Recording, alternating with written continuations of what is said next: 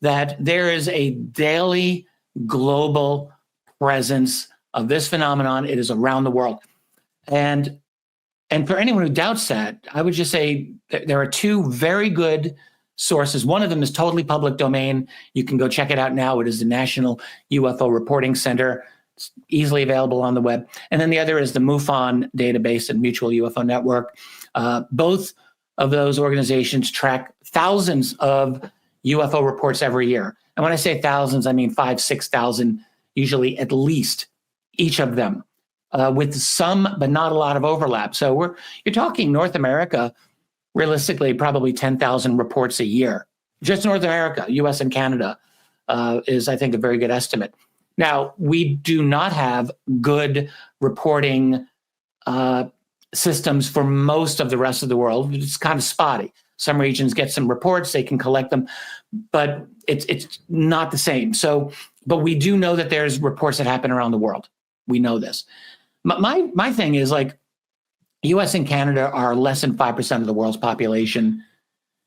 I mean, this is a big if reports are evenly distributed around the world, and we're getting 10,000 here, well, multiply by 20, and we're talking, what is 10,000 times 20?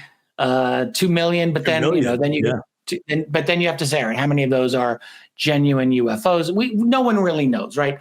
But even if 5% are genuine, well, now you're back down to 10,000 decent sightings around the world every year. I mean, the thing is, we don't know what the numbers are because we do a terrible job in collecting the statistics. But what seems to be obvious is that there is a lot going on.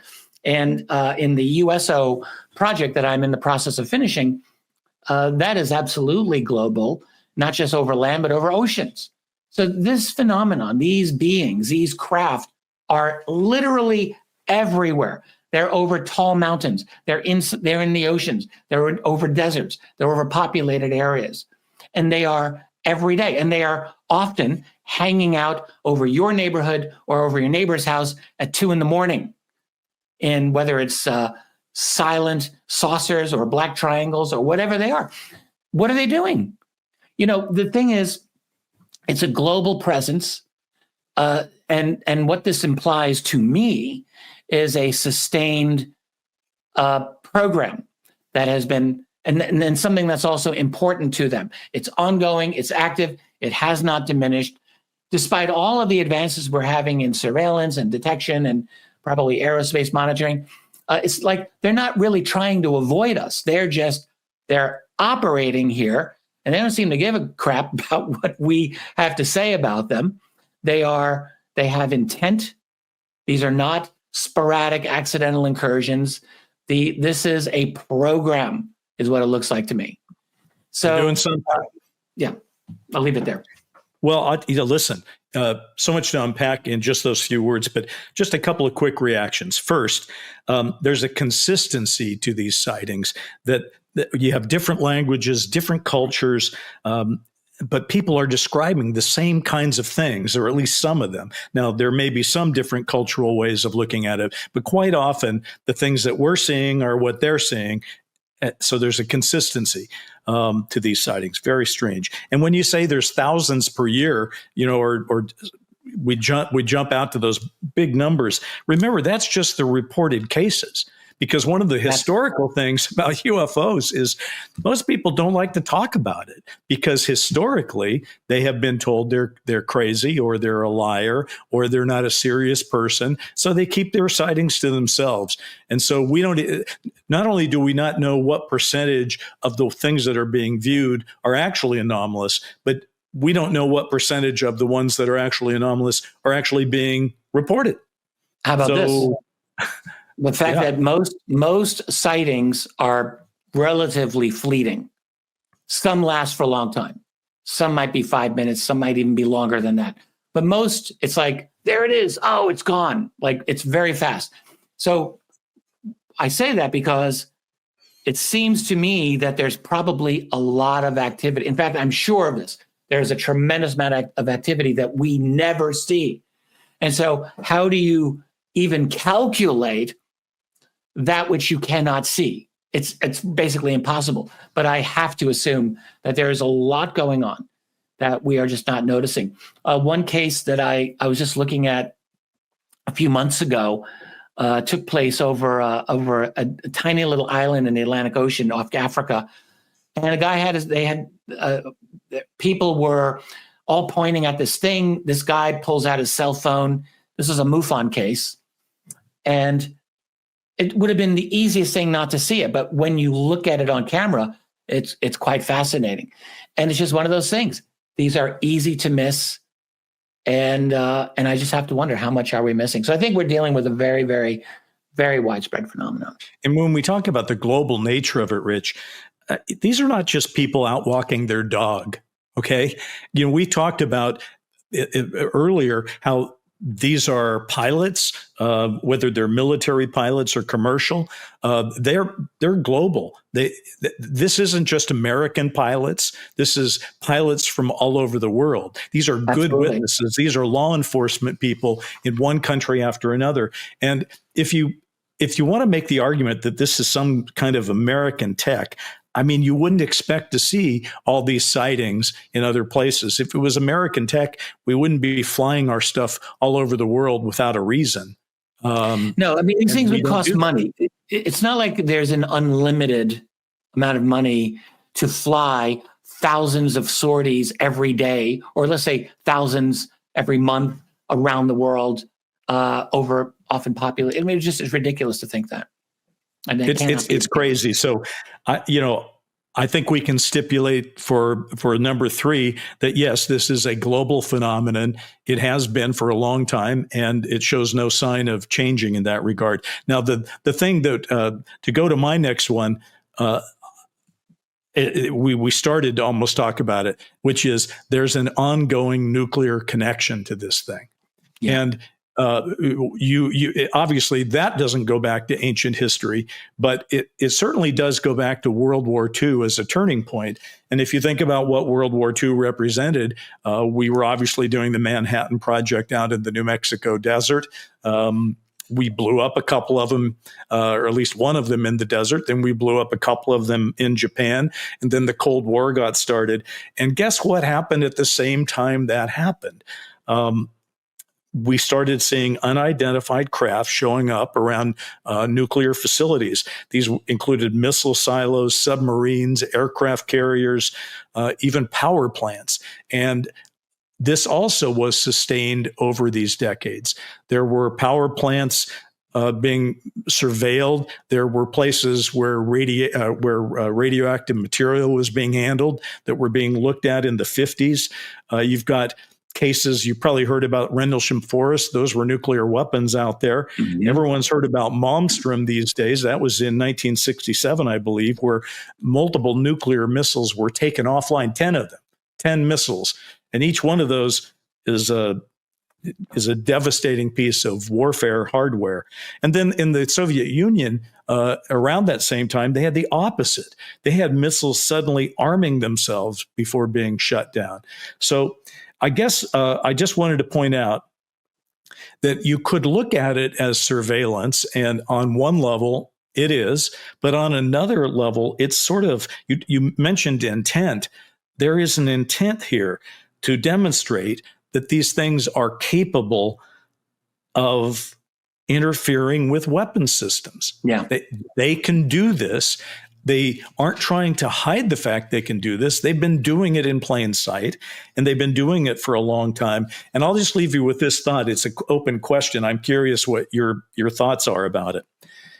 What's so strange to me is if I think about the fact that there are unidentified objects flying around our carrier groups, flying around our nuclear bases, why are we reacting as if this is not a problem?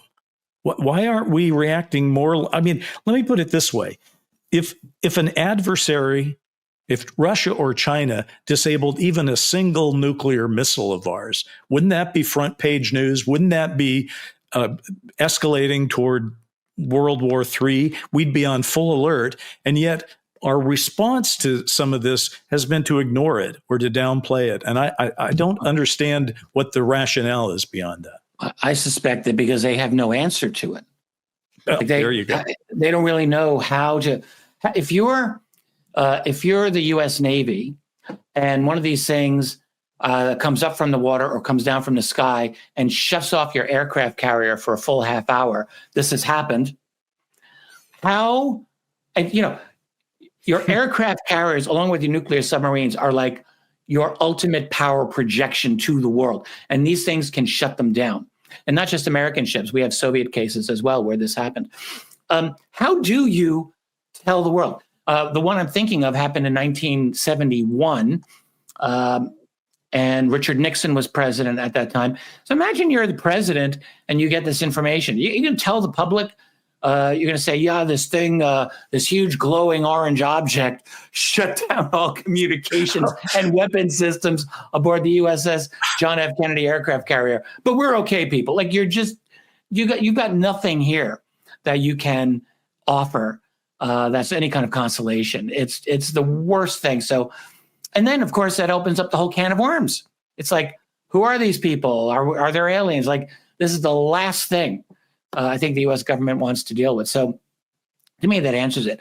The nuclear connection, I think you're right on. It's very important.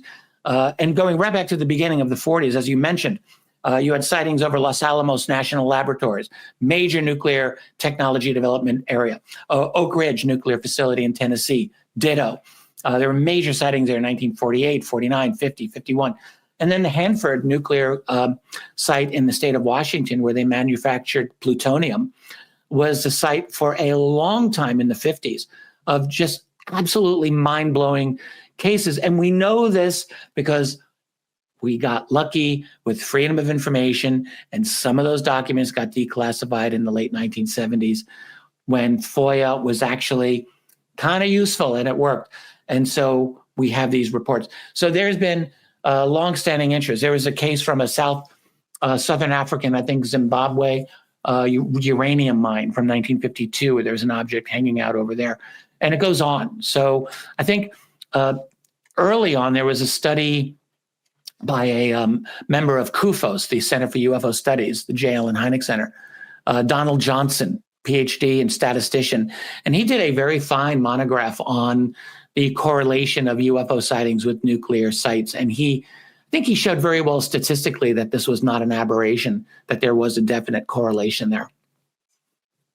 The whole thing still is chilling because, look, when I tell friends or just interested parties about this nuclear connection, sometimes they'll say, and by the way, this isn't just people that have never heard about it, even people who have studied it. Sometimes they'll say, well, if they're here, they're probably concerned that we're going to destroy the planet, so they want to help us.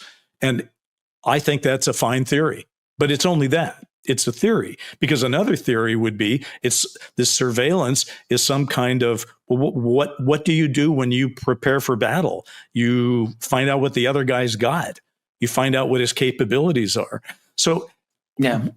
at least in the public sphere. Now, it's possible there are reports and discussions that have happened outside of the public sphere and outside of a Freedom of Information Act declassification, where we actually understand a little bit more about whoever this other intelligence or intelligences are, what they're up to.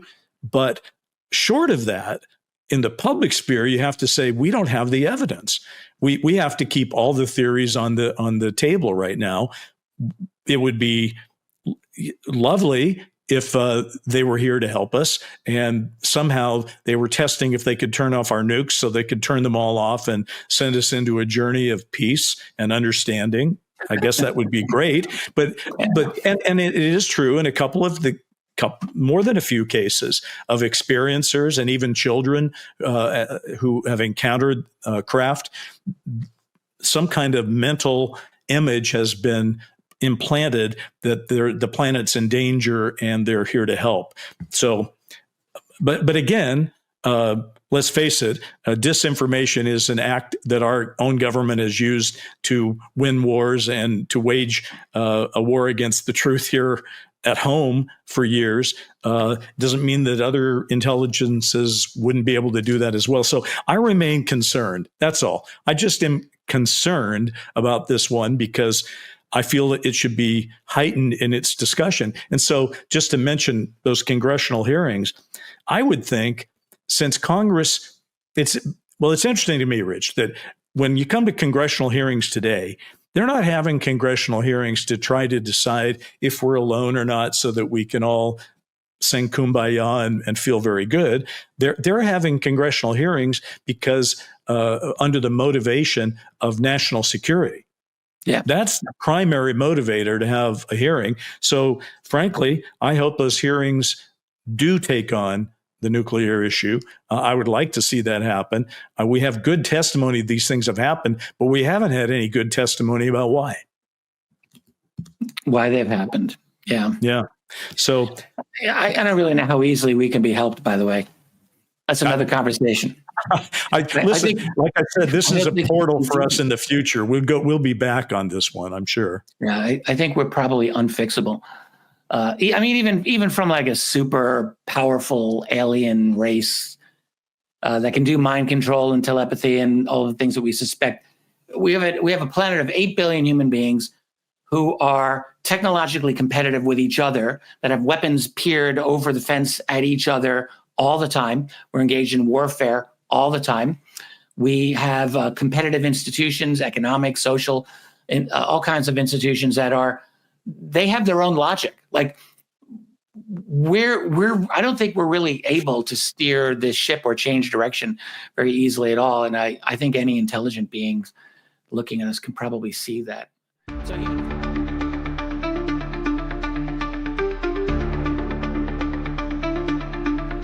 This is Need to Know. News, context, and analysis about anomalous phenomenon. Here's some real talk from two authors who literally wrote the book on disclosure.